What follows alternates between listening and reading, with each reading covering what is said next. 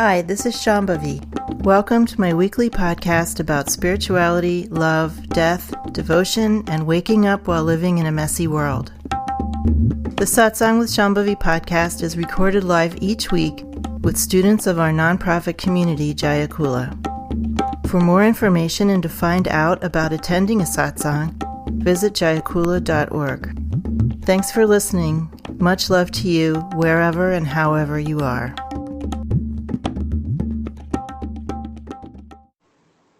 One of the main ways of talking about where we're going with all of this spiritual stuff is that we're trying to relax very, very deeply so that we can be just resting in what's called the natural unconditioned state.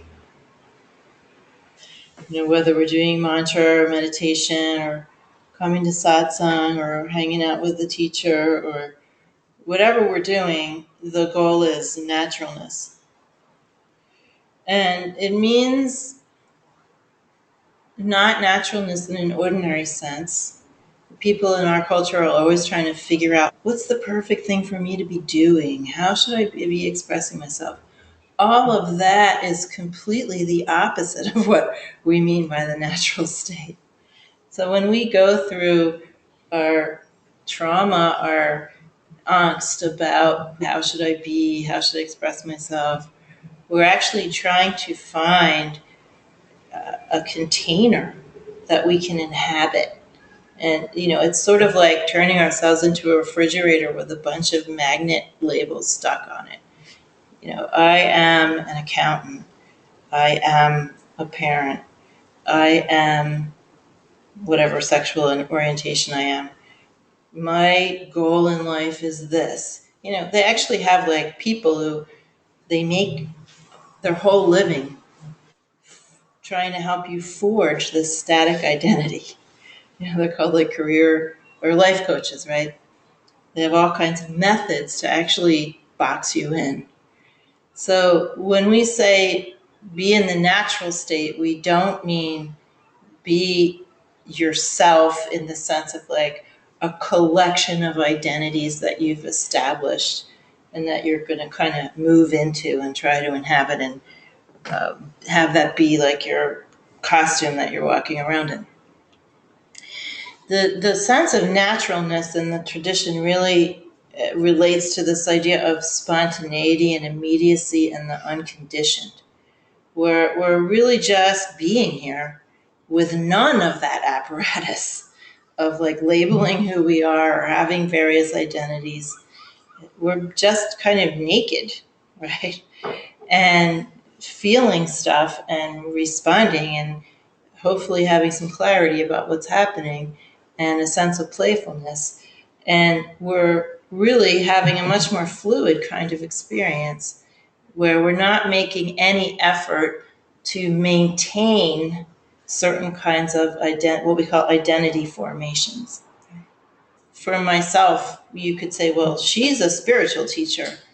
And I could certainly have a very strong identity around that. We know most people in teaching positions, whether it's regular old teaching or spiritual teaching, do have a pretty strong identity formation around being a teacher. And a lot of pride mixed up in it and self-satisfaction in a good, ordinary, good way. But for me, the experience is just more teachings are happening. And then if they're not happening, that's fine too. They're happening because I don't know. That's just what's happening. That's just what this is doing. And it feels natural and spontaneous and immediate to me. But there's no identity formation around it. I think it's more like a verb. It's the sense that I'm not really doing this as an individual. It is happening. It's coming out of a much larger context. And there's nothing for me to grab onto particularly. Now, of course, I wasn't always like this. I used to love my identities. I lived for my identities, when I was in my teens and 20s and up until my late 30s, probably. First identity was I was a writer. Wow, that was a really strong one. I was so attached to that. And then being an outsider, that was kind of an identity that I had. Being a lesbian was a big identity that I had. Being smart was a big identity that I had. Being intellectual was a big identity for me at various times. And luckily for me, I encountered this tradition when I was in my late 20s. And so that all was happening, that was still happening. But by the time I started teaching, a lot of that stuff had been stripped away, luckily for me and everybody else. But what happens when we grab onto certain identities is that then we've automatically limited the possibility for experiencing, or the possibility that we might move differently in a situation, or the possibility that we might be okay when something changes. Right? So, for instance, in our culture, everybody likes to have super health, and we all like to look good. Well, we have very strong identities around that. I never get sick. I've only had one cold in the last 5 years. Badge on my chest. Right? Or something about how I look or whatever. And then it changes, right? I get really, really sick. And then I suffer because, oh my God, my identity has been threatened. All that's happened is a normal thing has happened. Or you think, I am in a great relationship. I am someone who has great relationships. I love my partner. We're so in love. We're perfect. We're soulmates. These are all identity formations. And then the person falls in love with somebody else and leaves you. And all of a sudden, you're just absolutely devastated. And not just, anybody would be sad in that situation. But, enlightened people get sad too. But this sort of sense of like your whole world has been undermined, or that something out of the ordinary has happened, or that you're being specially targeted for something. All of these kind of feelings are the result of being attached to a particular identity. And it literally is a container that you're making for your life. And why do you want a container for your life made out of all these identities? To feel safe. To feel safe but protected. To feel safe and protected, and to be protected from some experience of impermanence. But most of all, to be protected from the experience of vastness and groundlessness, which is actually our real condition. So this feeling of vastness and this understanding that anything could happen at any moment is a physical feeling. It's not just an idea. It's something that you experience in your body. This is actually what people are guarding against. People aren't guarding against an idea of vastness or an idea of anything could happen. And they're guarding against the literal, physical, embodied experience of that. So all of these identities that you've patched together, glued together, they're actually changing your physical sensorium. They're changing your sensory experience. And this is what we're slowly unraveling or deconstructing or taking apart as we're doing spiritual practice. It's not just dismantling your idea of yourself. It's literally letting go of attachments that are actually making you feel physically more solid, contained, and numb. When you start to let go of these identities, more possibilities for sensory experiences come your way. Just the moment-to-moment experience of being alive changes into something much more electric and alive. And it takes getting used to, right? So there's the whole process of getting to naturalness where we're just being here without all our apparatus of personhood. They're really talking about dismantling your conventional efforts to maintain a stable sense of yourself. So I still write. Just because I don't have an identity as a writer doesn't mean I have to stop writing.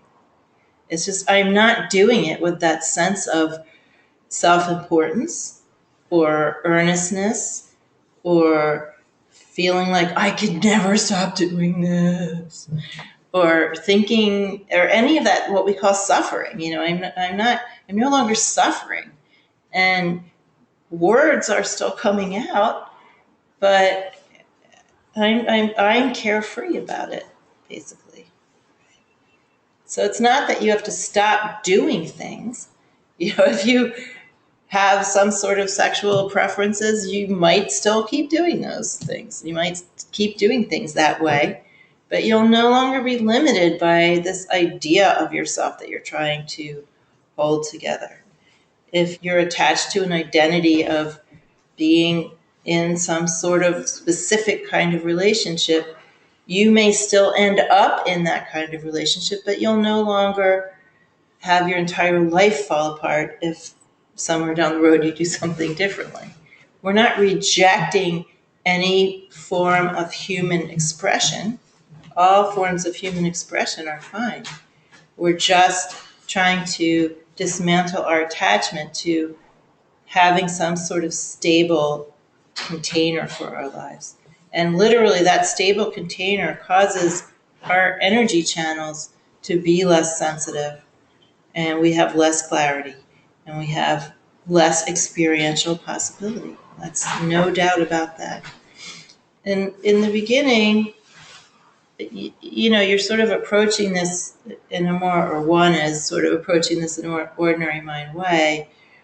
I mean, I remember when this first hit me, the first wave of bye-bye identity formation, it had to do around my sexuality. And I just stopped identifying as a lesbian. I didn't change anything. I just did. And suddenly a lot of other range of feeling possibilities became available just from not identifying with that. And it was really, I remember just how I just suffered from that. I had this whole community. I'd been in this lesbian community for years. I had a girlfriend, been with her for 7 years. We were living in San Francisco, ground zero. And I remember I just walking around the street because I left my girlfriend, not because of losing the identity, but it just so happened around the same time. And I kind of was letting go of this identity, and I had been away at university. I was still a student. And I came back to San Francisco on a break, spring break, and it was like gay pride weekend. And I just remember feeling so awful. And just like walking around, just feeling like I just lost my entire world. And then someone I didn't really know, invited me to this bisexual party. And I went, but I was like, okay, this is not it either. That was just like even more upsetting. Everyone was just so like frantically trying to be bisexual. I remember it felt so artificial and like just the opposite of where I wanted to be. So it can be very painful just on an ordinary level when you let go of those identities, or not. You can be happily saying bye-bye to them. But when you get further down the road, really the work is not social or cultural or anything like that. You get to a certain point where this is fine to lose these identities, but then you start to feel the real influx of energy and sensation and perception that's happening because you're no longer holding on to the stable sense of self, small self. And then that can take some recalibrating at different points. It can be overwhelming just on a sensory level. It can be overwhelming, but that's sort of, way down the road. Anyway, this idea of naturalness and uncontrived means that you're not doing any work to hold any sense of yourself together. You're not trying to have no self either. The no self thing is just as much of a contrivance. This idea that we have no self, or we should get rid of I sense. This is absurd. But we're not really trying to do anything with our experience except have it. And this kind of non-meddling approach it feels like groundlessness, right? It's incredibly relaxing, but it's like coming up from some very confined space into this big open space. And you have to get used to it.